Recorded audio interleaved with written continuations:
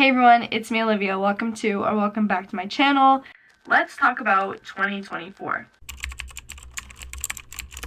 So the last time that I uploaded on this channel was, I believe, at the end of February when my midterm season was. I lost a lot of confidence in my editing and in my recording that I just never pursued it.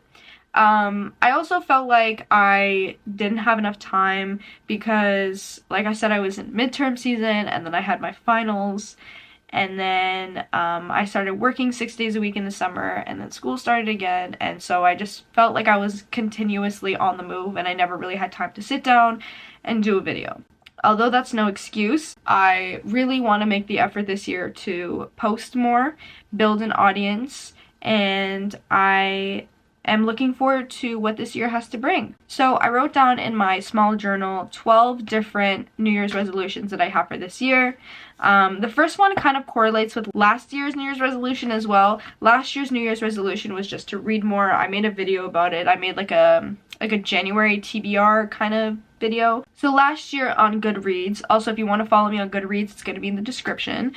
But last year on Goodreads, my goal of books, you know, that like yearly goal, it's like how many books you want to read, it was 25. I read 26 last year, and this year I bumped it up to 30. The first book that I'm reading this year is called My Dark Vanessa by Kate Elizabeth Russell, and this book is loosely based off of Lolita. I would definitely read a synopsis before picking up this book because it does cover very sensitive topics, and I've just been recommended this book by countless people, so I thought, why not pick it up and read it? So that's the first book of 2024. My second New Year's resolution is to journal every day, and I have already started. I have been journaling since I was in 6th grade. I have gone through many different journaling styles. I've gone through many different sizes of books, many different type of pages, grid, dot, and whatever, lined, and I think I finally found the one that I like the most. And it's these smaller moleskin journals that are lined. I think completing these give me like a sense of accomplishment. I started journaling every day again because it's been like an off and on cycle, December 10th, and it is January 10th, so it's already been a month, and I filled in this journal in less than a month. It says to January, but it was like January 2nd. So I love these little things. They're so like portable, I guess, because I like to bring a notebook with me wherever I go. I always have thoughts flowing through my mind, and so writing on the go and writing at home, or you know, it's the same thing with a book. It's just there for me, and I can pick it up and read, or I can pick it up and write whenever. So I plan to journal every day this year, whether it be morning pages, whether it be at night, whether it be just a to-do list. Like, I want to get something down on paper every day this year. I just want to like word dump, because I found last year I had a hard time because I used journaling as a coping mechanism of mine, and when I didn't journal, everything felt 10 times heavier than it was, and I want to look out for my mental health more this year, and I know that journaling is a way to do that. My third goal, I'm gonna be very, very broad. I'm gonna learn a new language this year. You will hopefully see why eventually. You'll hopefully see why. Let's just say that. I want to learn a new language this year. Number 4, I want to drink more water and eat healthier. This one I feel like I've been trying to do for years. There was a period of time for like 3 years where I just didn't drink soda, and I don't know how it started. I think I stopped drinking soda for a while because I heard that it like expanded your stomach, and I hated drinking soda and then having that like mind to stomach connection where I just like imagine my stomach. That's basically what it was. So for 3 years I just didn't drink soda. Then I started working at a fast food place, and one thing leads to another, and then I drank soda, and so that's what I started drinking even at work. But I've made a conscious effort for like the past 6 months to try and drink more water and then have like a sugary drink as more of a treat. So now when I work or when I go to restaurants, I usually ask for water. For eating healthier, last year I ate takeout a lot.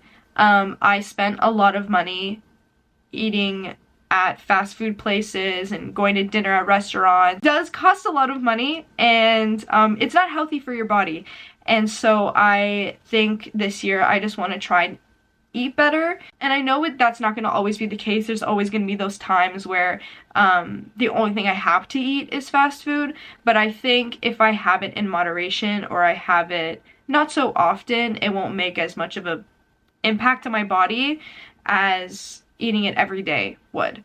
I found my body like hating me for it. I definitely do see a difference. I feel like my skin has become, you know, glowier. I feel like I'm not as tired when I eat healthier. That's another thing. I'm not as tired, which is huge. Number 5 goes along with what I just said, is save money. I'm saving money towards something which you will hopefully see soon. And I found that eating takeout a lot made a huge dent in my bank account, because inflation is real, people, and I didn't realize that a meal should cost you $45, but I guess now it does. So there's that. Number 6, I want to get enough sleep. I feel that I should get my 7 to 8 hours of sleep every night, and it would make me feel a lot more productive. And I'm the kind of person where I love the morning time. Like, I love to wake up early, and I love to get things done earlier in the morning and be productive. But I found myself, even on the break between semesters, I fell back into my habit of going to bed at 2 a.m. and then waking up at like 11. And although that's fine for a little bit, my circadian rhythm is not, it's not doing it. Like, it really is hard for me to fall asleep at night now early, because I had that bad habit. I started doing this like phone detox thing before bed, where I'll have like 20 minutes not on my phone. I'll read, or I'll do Sudoku, or I'll do whatever, something else other than be on my phone. And it helps me go to bed. Number 7, this one's very broad. I feel like this one sounds so cliche, but it's basically to just live in positivity. I took a step this year in deleting my Snapchat, which I've had Snapchat since I was, I think, in 8th grade. No, it was 6th grade. I was in 6th grade and I picked up Snapchat. So from 6th grade to now, that's 8 years. But I found that Snapchat really never did anything for me. I felt like doing streaks when I was in like 8th, 9th, and 10th grade before COVID was fine.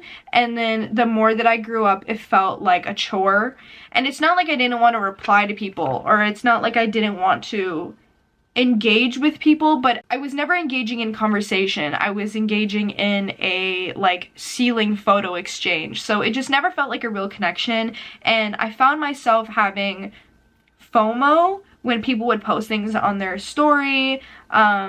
And I feel like it was just better for me to not be on Snapchat, and so I made the decision to delete it. And to the people who follow me on Snapchat or have me on Snapchat or whatever it is, added me on Snapchat, if you want to get a hold of me and you have my phone number, just text me. I'd much rather text on iMessage than on Snapchat or Instagram, because I've just grown out of that Snapchat phase of my life and it serves me nothing. And I also have a bunch of people on there who I don't necessarily talk to. I also don't have a lot of people on there that I do talk to, as in a lot of people have my phone number now, and at school people have me on Instagram instead of Snapchat.